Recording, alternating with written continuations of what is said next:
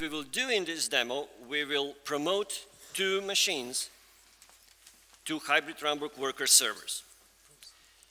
To do that, you need to go through 2 main steps. The first one is to install Microsoft Monitoring Agent. Sometimes in blogs and documentation, you can also find a term called OMS agent. Question? Sure. Okay.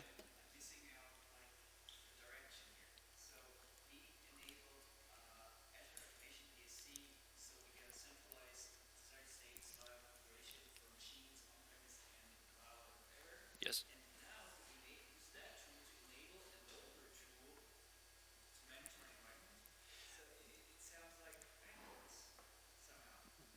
So first, we could do any other kind of a demo, but we thought this is a kind of a cool demo because the resource for configuring machine as a hybrid runbook worker didn't exist.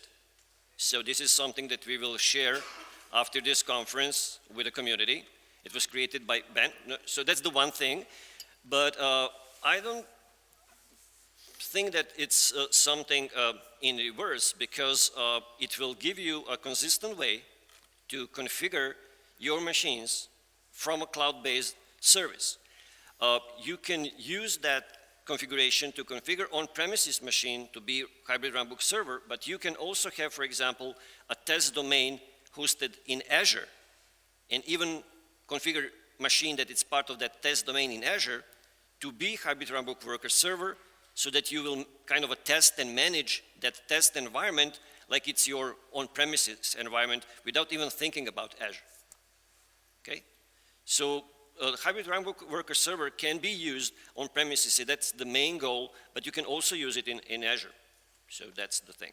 The main point here actually for this demo is to show you all the different steps that you need to perform to kind of configure everything from PowerShell. And you will see there are a lot of those steps, and this is end-to-end solution for that problem. Okay? So let me show you how the configuration looks like first, and then we will recognize some of the missing parts that we will try to fix during the demo. So the first thing here is to look at the actual configuration that will put machine in a desired state and promote it to be a hybrid runbook worker server. So if you look at this configuration, you will see here in line 4 and 5 that I'm importing 2 DSC resources that are not part of the built-in DSC resources on machine. So the first thing is that I need PS desired state configuration module, because it contains some of the DSC resources needed to download the exe file for monitoring agent. And then I will need a hybrid runbook worker server created by Ben to actually finish the whole process. Because I don't have those 2 modules in Azure Automation DSC, I need to import them there as a module assets. Okay? That's the first step of the things that we will do. So when you look at the Get Azure Automation module, you will get the list of all the modules that are in Azure Automation DSC. I just created this account, so I will have only built-in ones, so-called global ones. If I check for those that are user created, we don't have any. So I will show you 2 ways to import a module to DSC, Azure Automation DSC. The one will be from a public GitHub repo that's part of a Ben Gelens repo. So I will add this one using new Azure Automation module commandlet. The important thing here is a content link that needs to point to publicly available URL. Okay. So after that, that module is imported. The resources that are part of it are extracted and will become a part of a system. And I will also show you another way to do it when, if you look at the PowerShell gallery and you see that PS desired state configuration is hosted in PowerShell gallery, and you have this nice button called deploy to Azure Automation. When you click on that button, you will be redirected to Azure portal, and the custom deployment will be started there to leverage the ARM template that's behind it. What I did a little bit of a reverse engineering, and I fetched that template and modified it for my needs so that I can use it from my code instead of going to a PowerShell gallery to get it. How that code looks like, I can start Visual Studio Code to show you ARM template that will do deployment of this DSC resource module to Azure Automation DSC. So who worked with the ARM templates before? Okay, so if anybody is interested, we're doing a session tomorrow, and this will be detailed, very in-depth, right? Yeah. So what we have here practically is some configuration for the resources and stuff. I will not go into details here, but I want to tell you that it's absolutely fantastic that you don't need, again, to go to a portal to deal with the GUI.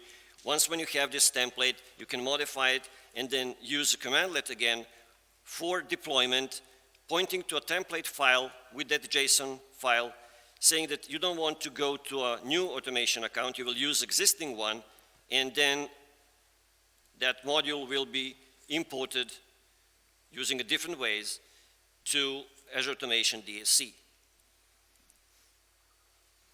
In the meantime, we can go to a portal just to look at the assets and look at the modules, and you will see here that I already, Hybrid Runbook Worker is here. We got that one from GitHub, and in a few seconds, I hope, we will get XPS desired state configuration that it's deployed with ARM template. So now we have those two modules there, and we can check that even, actually the command is still not finished, but it's there and it's extracting commandlets, so that will work. So what I would like to talk to you now is about the actual configuration that we will use combined with configuration data. Because what we want to do here, we want to separate the environmental part of a configuration. I have two machines that I want to configure, and I want to configure one to belong to a production group of runbook workers, and one machine to belong to a test, but using the same configuration file. How can I do that? I can use configuration data. So first thing that I need to perform, and then Ben will explain the configuration data. When I get the green here light that I can do that stuff, it's still running, is that with import Azure RM Automation DSC configuration, I will import my local configuration to Azure Automation DSC so that configuration file will be part of a service, okay? That's the next step. For some reason, this is a little bit slower than I expected. Let me do a refresh again. It says for this one that it's available. It's not extracting anymore. It's not a global. That means that it was added by me, by user.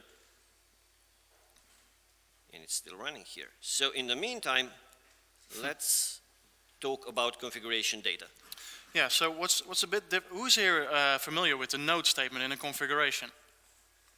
Okay, so within Azure Automation concept, the node statement actually is another kind of placeholder. It takes the role.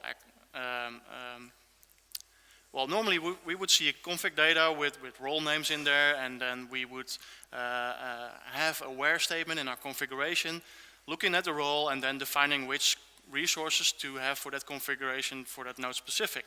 But in Azure Automation DSC terms, the node becomes the role. And I think this is because it's now server-side assignment.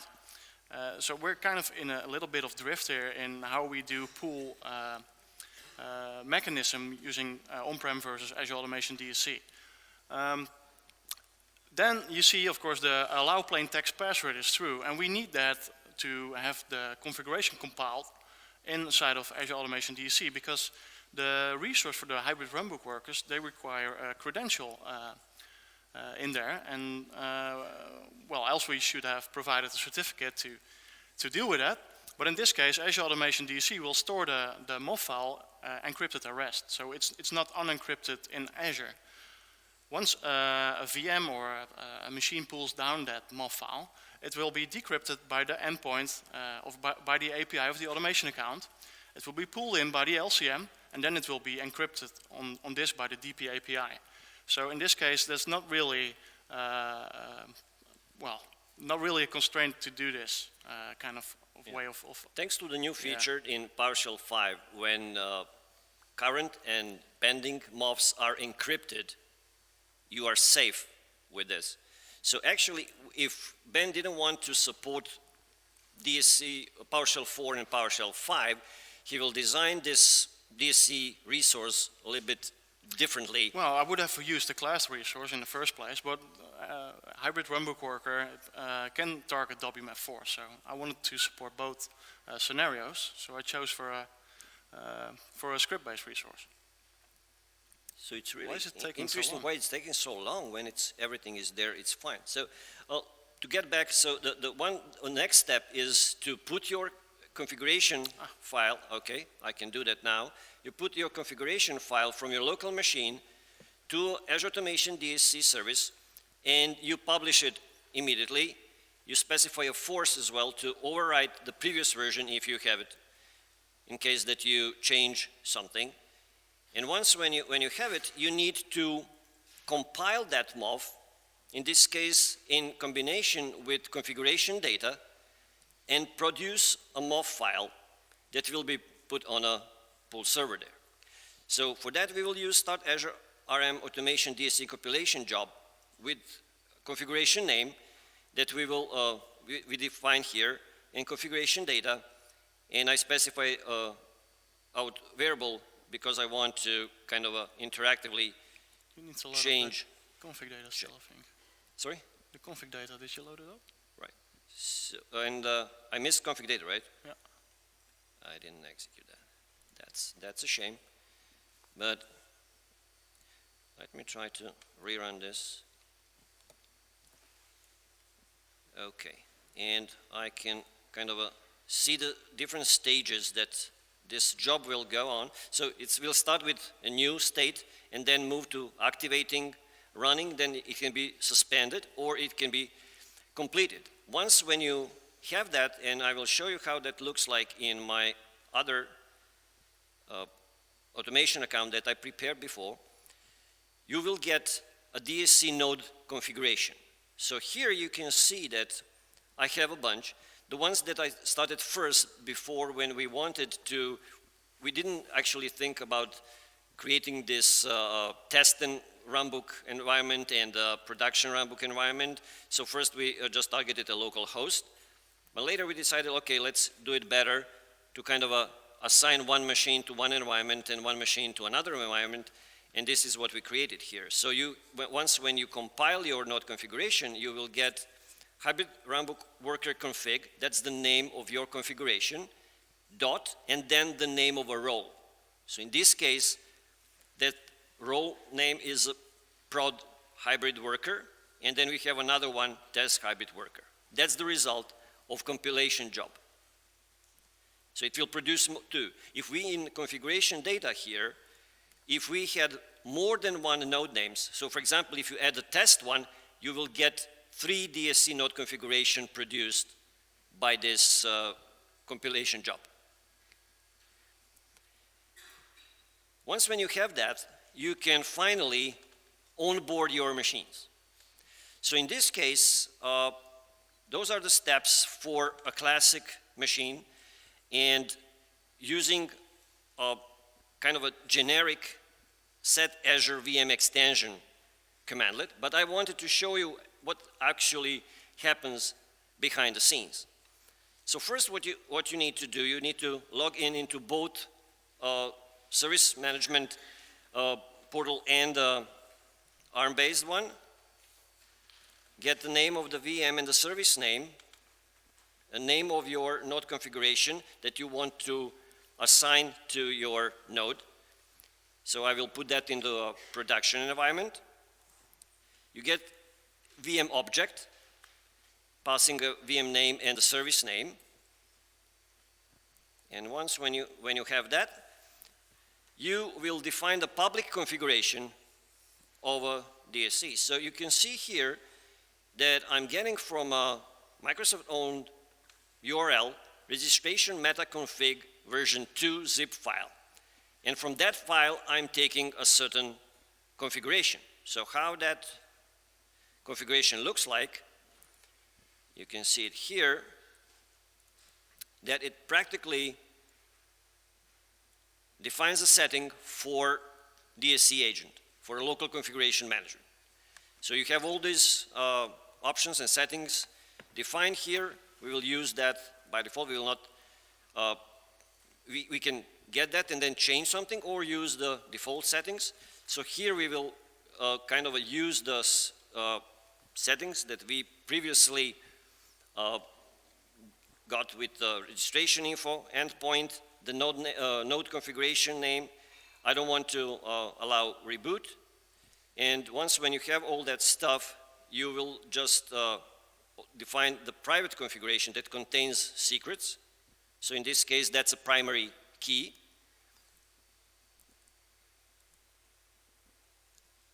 And we will use the latest version of DSC extension, 2.15, because when you use it, you will get WMF 5 RTM installed on your machine. I've seen some hands there for a question, or no? So once when you combine all that stuff, you will need to pass that to set Azure VM extension, and after 6 or 7 minutes, when you update the configuration of your VM, you will get your machine completely configured. And if we look at the reporting stuff from my previous account, this is the server that I've configured for as a hybrid runbook worker for a production environment. It's a compliant. Because it has a PowerShell 5 on it, you have a nice reporting. You see all the consistency and things that work properly here. Okay? So if you go down, you can get more information. At the end, you can get the raw report for all those things. So it's really excellent experience. And if you have a multiple resources in your configuration, like I have here, you will get information about every single resource. Is it compliant or is it failed? Then if it fails, then you can click on it and go into a little bit more details and see if there was really a problem that you can fix, or maybe configuration was wrong, or just the environment was bad for some reason. I just want to show you one more thing, like if you want to force a consistency check, especially when you work something for the first time and you are not sure, like, is it a problem with the connection? You don't want to wait for 15 minutes for consistency check to jump in. You can do a enforce consistency check using a PowerShell remoting or using SIM sessions. So if you do that using a PowerShell remoting, what you will do, you will create, for example, interactive PowerShell session to your server, and then you can check DSC configuration and status, and then run start DSC configuration with a switch use existing that will force consistency check. 4 minutes left. If you want to do that with SIM session, then you need, again, to do a little bit of work to establish SIM session, and after that, you can use start configuration combined with SIM session to force consistency check. So we have 4 minutes for. Is it 4 minutes? Questions. Maybe it's a good idea to just show the failed first attempt. Okay. To have the different view in the reporting. Okay. Let's do that. So that was here. So when you onboard a node into OMS and you want to use it as a hybrid runbook worker, then first what you do is you install the OMS agent. Then it needs to be, or it will acquire the hybrid registration module. What was it called? It's a compliant for a long time. So the problem actually was that we were just impatient. So we thought that it will work immediately, but the point is, when you want to create a hybrid runbook worker server, how it works, you get the OMS agent on your machine, and then that agent connects to OMS and check if automation solution is present. If it's there, then it will download a module with the hybrid runbook worker commandlet. So for a few seconds, we miss that module, and consistency check immediately triggered, and we get a failed state. So we were kind of a puzzle, like, why is it failing? And why we investigated, it confirmed to a desired state. But the good thing here is that when it's failed, you can go here and check where the problem is. So it says, like, okay, the hybrid runbook worker failed, and I click on it, it's like, okay, it failed, but why? We expected everything to work properly, and we went here, look into more details, and it says, the PowerShell DSC resource failed to execute, the module is not present. And then we say, oh yeah, okay, we were just impatient, right? So it will finally confirm to everything in just a few seconds, we just need to wait. So I really like this new reporting things, and it works greatly when you have PowerShell 5 RTM on machines. If you don't have it, and you click on reporting, you will get a warning that you need to install the latest version of PowerShell, and then reporting will work well. So that would be all from us with the demos and stuff, and we have like 2 minutes for questions, and then later in a hallway we can answer some additional ones if you have them.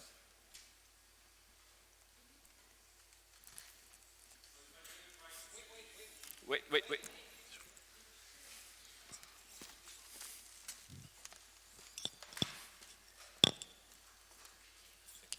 So if I get it right, we can use the OMS or the Azure Online as a reporting service, our local on-premise server as a push or pull server to provision all the DSC configuration files, the Azure only to report, and we can provision whether it will be the Azure stack, Hyper-V, Google, whatever. So use the only Azure as a reporting service, and on-premise server as a DSC configuration pool server. I didn't really get it, your question. Sometime in the presentation you said that the companies that don't want to put the configuration onto the cloud because they are some kind of afraid of, they can use on-premise server as a pool server to get all the configurations to the hosts, and use the Azure only as a reporting service with the dashboards. Yeah. Yes. That's entirely possible. That's, Yes. That's a usage scenario. They just... That's one of the new scenarios that it's enabled for those specific companies that will say, like, okay, we will use a pool server on premises, we will configure all our machines on premises, but it would be nice to use reporting capabilities of Azure Automation DSC. And now that's possible very easily because you can just configure your DSC agent to use DSC, Azure Automation DSC only for reporting, so your configuration will be still safe on premises until you are ready to move things to a cloud. Anyone else? Yep. Stijn?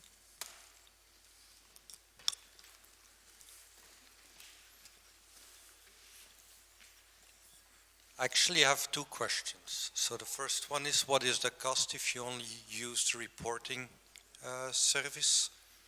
Because normally you have like a $5 fee, if I'm not mistaken, if you use the full service. As far as I know, it's the same, but I believe Azure Automation is part of the OMS solution, and if you have licenses in that space, they will probably cover, but I'm not a licensing expert. So. Yeah, so I'm not also for pricing expert, but the price for a single node is $6 to use the full services. I'm not aware is it different if you only use it for reporting, but if you buy a license for the complete OMS set, then you get a significant discount for a service. So. A quick one, the second question, do the modules get downloaded by the hybrid worker or not? No, not for now. We need to go. No, we Thank you.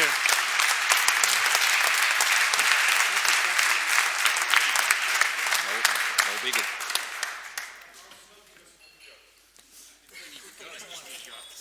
Yeah.